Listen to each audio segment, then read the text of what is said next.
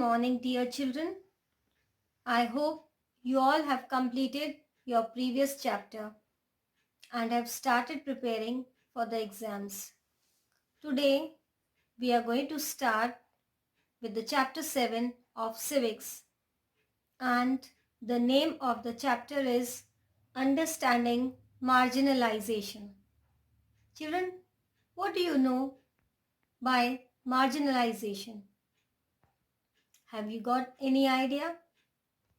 Marginalization means the treatment of a group, community, or concept as insignificant, which means something different which the others are not doing, something which is not common everywhere. So, in this chapter, we are going to cover two marginalized groups, Adivasis and marginalization, and minorities and marginalization. So, let's start with the meaning of Adivasis. I hope you all know the meaning of Adivasis. They can be tribes, they can be backward class. But let's see how the meaning of Adivasi is described in this chapter. So let's begin with the meaning of Adivasis. So children, I was talking about understanding marginalization. Before moving on further, let's have a short introduction about marginalization.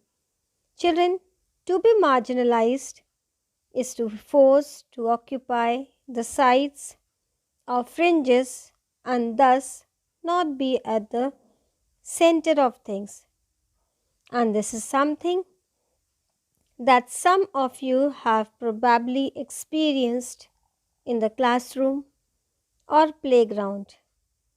If you are not like other people in your class, that is, if your taste in music or films is different, if your accent marks you out from others, if you are less chatty than others in your class, if you don't play the same sport that many of your classmates like, if you dress differently, the chances are that you will not be considered to be in by your peers.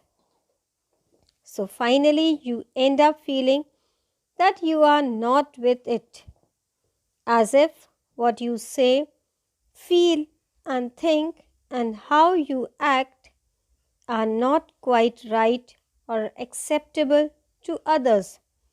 So, behaving, acting, or different from others is what marginalization means. These are some of the examples of Adivasis in marginalization. Children, you can go through these pictures, examples of these Adivasis, and try to understand. These are given in your textbook also. So these are the first for few more examples of Adivasis coming under the category of marginalized groups. Now, again and again, we are talking about Adivasis. Who are Adivasis? Adivasis, the term literally means original inhabitants, are communities who lived and often continue to live in close association with forests. Around 80% of India's population is Adivasi, and many of India's most important mining and industrial centers are located in Adivasi areas like Jamshedpur, Rourkela, Bokaro, and Bhilai, among others. Adivasis, they are not a homogeneous population. There are over 500 different Adivasi groups in India. Adivasis are particularly numerous in states like Chhattisgarh, Jharkhand, Madhya Pradesh, Orissa, Gujarat, Maharashtra, Rajasthan, Andhra Pradesh, West Bengal, and in the northeastern states of Arunachal Pradesh, Assam, Manipur, Meghalaya, Mizoram, Nagaland, and Tripura. A state like Orissa is home to more than 60 different tribal groups. Adivasi societies are also most distinctive because there is often very little hierarchy among them. This makes them radically different from communities organized around principles of Jati Varna or those they were ruled by kings. So, children, in a nutshell, I could say that Adivasis are communities who had a very close contact with forests.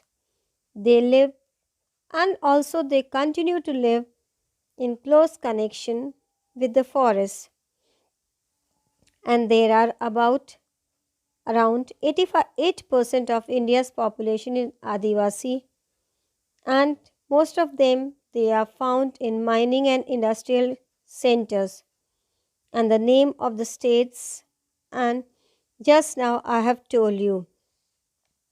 So this makes them, their society is different from communities organized around principles of Jati Varna or those who are ruled by kings. They practice a range of tribal religions that are different from Islam, Hinduism, and Christianity. These often involve the worship of ancestors, village, and nature spirits, the last associated with and residing in various sites in the landscape, mountain spirits, river spirits, animal spirits, etc.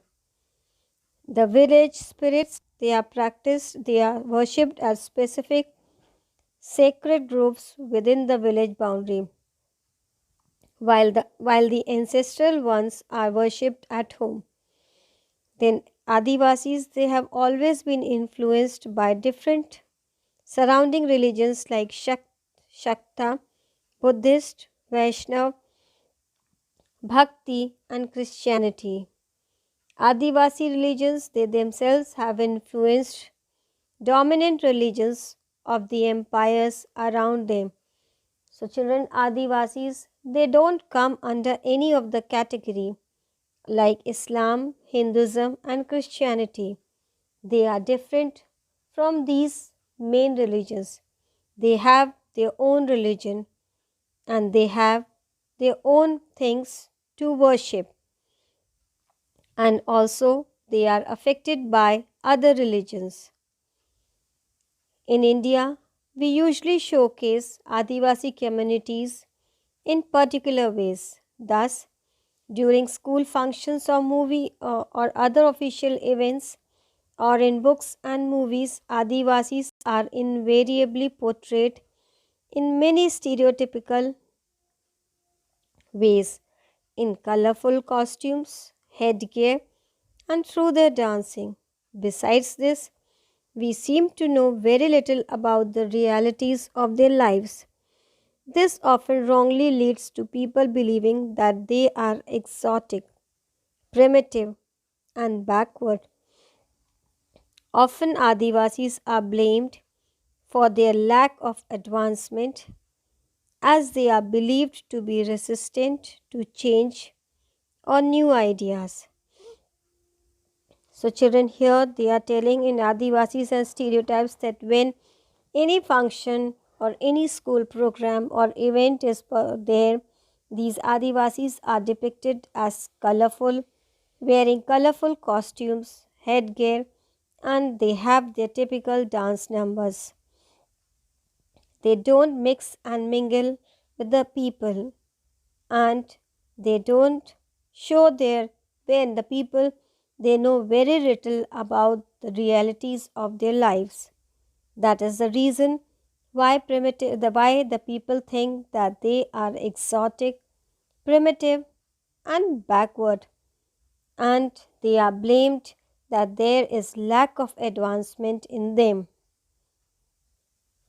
Now let's see what is the development in Adivasis. In India, the development of all empires and settled civilizations in India, we have already studied that there was lot of development, lot of empires were there in India. Metal ores like iron and copper and gold and silver, coal and diamonds, invaluable timber, most medicinal herbs and animal products, and animals themselves all came from the forest. In addition, the continuation of life depended heavily on forests that help recharge many of India's rivers and, as is becoming clearer now, crucial to the availability and quality of our air and water. So these Adivasis, these tribal people, they work in the forest, and these main things are obtained due to their major role played in the forests. Forests cover the major part of our country till the 19th century, and the Adivasis, they had a deep knowledge of access as well as control over most of these vast tracts at least till the middle of the 19th century. This meant that they were not ruled by large states and empires. Instead, often empires heavily dependent on Adivasis for the crucial access to forest resources. Children, although these remain for the past 200 years, Adivasis have been increasingly forced through economic changes, forest policies, and political force applied by the state and private industry. For the first time in history, they do not control or have much direct access to the forest territories. Now let's see what are the problems faced by Adivasis. Forest lands have been cleared nowadays for timber and to get land for agriculture and industry. Adivasis, they also have lived in areas that are rich in minerals and other natural resources. These are taken over for mining and other large industrial projects. Powerful forces have been collided to take over tribal land. Much of the time, the land is taken away forcefully and procedures are not followed. According to official figures, more than 50% of persist displacement due to mines and mining projects are tribals. Another recent survey report by organization working among Adivasis shows that 79% of the persons displaced from the various states. Huge tracts of their lands have gone under the waters of hundreds of dams that have been built in independent India. So these are the few problems which are faced by Adivasis. Then losing their lands and access to the forest means that tribals lose their main sources of livelihood and food, because basically they dwelt in forest and they depended on their forest for their livelihood. Many, having gradually lost access to their traditional homelands, many Adivasis have migrated to cities in search of work where they are employed for very low wages in local industries, at the construction sites. Thus, they get caught in a cycle of poverty and even deprivation. And this leads to deprivation in other areas too. Many tribal children, they are malnourished. They are not getting even the two proper meals. Literacy rates among tribals are also very low. When Adivasis are displaced from their lands, they lose much more than a source of income. They lose their traditions and customs, their way of living and being. They took our farming land. They left some houses. They took the cremation ground, temple, well, and even pond. How will we survive?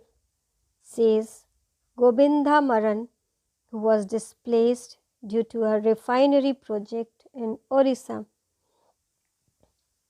So, children, there exists an interconnectedness between the economic and social dimensions of tribal life. Destruction in one sphere naturally impacts the other. Often, this process of dispossession and displacement is very painful and even violent. Now, the next main topic of this chapter is minorities and marginalization. As we know that the Constitution provides safeguards to religious and linguistic minorities as part of our fundamental rights. The term minority is most commonly used to refer to communities that are numerically small in relation to the rest of the population. It is a concept that goes well beyond numbers. It encompasses issues of power, access to resources, and has social and cultural dimensions. The Indian Constitution recognizes that the culture of the majority influences the way in which society and government might express themselves.